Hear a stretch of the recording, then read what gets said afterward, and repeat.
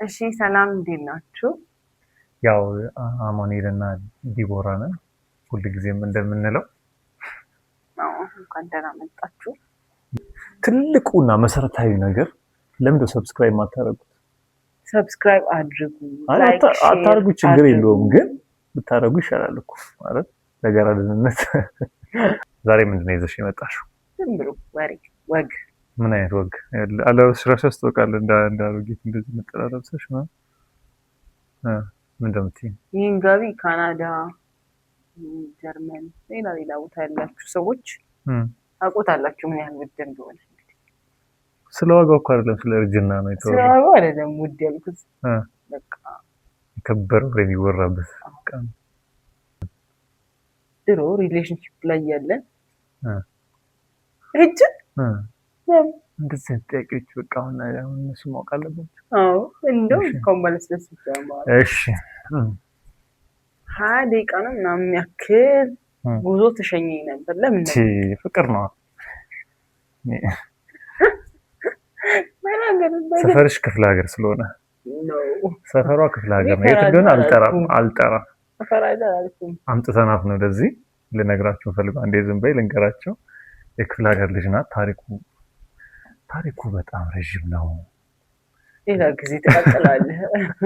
ሰፈርሽ ሩቅ ስለሆነ ነው እንዴ? ነው አይደለም። እኔ ፈርቼ አላውቅም። አንተን ሳላውቅ በፊት እኮ እኔ አንዴ እንደውም የተገናኘን ቀን ራሱ እንዳትጎጅብኝ ብዬ የተገናኘን ቀን ራሱ ታክሲ ላይ ጥለኸኝ ነው የሄድከው። ታዲያ በመጀመሪያ እንዴት ሸኝሻለሁ? በመጀመሪያ እኮ ስለዚህ እኔ ብቻዬን ነበር ማለት ነው። ድሮም እኮ ትሄጃለሽ፣ ግን ከዛ በኋላ ለአንቺ ፕሮቴክት ማድረግ ጀመርኩ። አንቺ ፕሮቴክት ለማድረግ ችግር ፈልጌ ነው። ለፋሽ በቃኝ። እሺ ያለሽ እሺ። እንደውም ጊታሩን ይዞ መጣ። ጥሩ ነው። በቃ ከጊታሩ ጋር የሚያዝ ብዙዎች ጊታር አስተምረን ይሉሃል። ለምን እንደምኮረባቸው ከኔ ጭምር ነው። እኔ ስንት ጊዜ ጊታር አለመድኩ። የሚያውቅ ሰው ነው የሚያስተምረው ብዬ ነው። እኔ የኔ እውቀት ትንሽ ናት። እውነት ቀልድ አይደለም። ለምን እንደማስተምረው ጊታር ኦንላይን ሰው መማር ይችላል። ብዙ ነገር በተለይ ጊታር ያለው ሰው ኦንላይን መማር ይችላል። አሁን ላይ ደግሞ ክረምት ነው። ስለዚህ ሰዎችን ብትረዳ እውነት ይሄ ንፉግነት አይደለም። መማር የሚፈልግ ሰው ኮሜንት ላይ ይጻፍ ወይ ይደውል፣ ችግር የለውም። ኦንላይን ጊታር ያለው ሰው ጊታር መማር ይችላል። ስለዚህ እስካሁን ለምንድነው ያልካቸው? ኩራት ሳይሆን እንትን ነው። ጊታር የሚማር ሰው ኮሚትድ መሆን አለበት መሰለኝ እኮ። ተደሱም በምናው ብዙዎች ሰነፍ ናቸው። እባክሽ ሙዚቃ እንትን እንደዛ አይባልም። አይ እኔ ያውቂ ነው። አይ እሱ ሳይሆን መስከረም አንድ ላይ ተማሪ ነው ሰነፍ ነው ጎበዝ እንደማይባለው ሁሉ ብዙ ሰው እኮ አስተምሬያለሁ። አሁን ያልኩት አሁንም ቢሆን መማር የሚፈልግ ሰው ካለ እድሉ አላችሁ፣ ኮሜንት ላይ ጻፉልኝ። የምር መማር የሚፈልግ ጊታር የሚወድ ሰው ከሆነ ከእናንተ የሚጠበቀው ጊታር መግዛት፣ ከዛ ኢንተርኔት ብቻ ነው። ኢንተርኔት ካለ ማስተማር አይከብድም። ግን ከሚባለው በላይ ኮሚትመንት ይፈልጋል። ማወቅ ያለባችሁ። እሱን ጀምራለሁ አቆማለሁ፣ ጀምራለሁ አቆማለሁ። ነገራቸው ስለ ጊታር ታሪኩ ረጅም ስለሆነ አይደለም። ማቆሙ መቼ መሰላችሁ? ጥፍሬን ስሰራ በጣም ነው ዲስካሬጅ የሚያደርጋችሁ። በጣም በቃ ጥፍራችሁ ስትሰሩ በቃ ጊታር አትነኩም። ጥፍራችሁ ምድምድ ማለት አለበት። ከዛ ድጋሚ መጀመሩ ደግሞ ያስጠላል። ስንፍና ነው። ግን ጥፍርና ጊታር አብሮ አይሄዱም ይባላል። እንደውም አጋጣሚ አለ አንድ ጊታር አስተምረኝ ብላ መጣ። ከዛስ የትኛው እሺ ጥፍሯን ረዘም አድርገን እንዴ ረጅም ጥፍር ይዛ መጣ።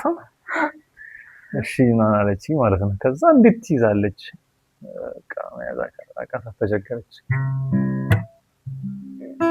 ብቻ ኦንላይን መማር የምትፈልጉ ሰዎች ኮንታክት አድርጉት። ያስላችሁ መደወል ትችላላችሁ። ብቁ በሆኑ መምህራን የምንሰጥ ጊታር ክላስ። እሺ በጣም ከባድ መምህር ነው። ከፈተና ነው የሚጀምረው ትምህርት። ከፈተና ነው ያው እኔ ላይ ሆኖ ነው የምነግራችሁ። እንደዛ ነው መሆን ያለበት። ወይዚ ስለ ጊታር አይ ሙዚቃ ሁሉ እኮ እንትን ይፈልጋል፣ ፓሽን ይፈልጋል።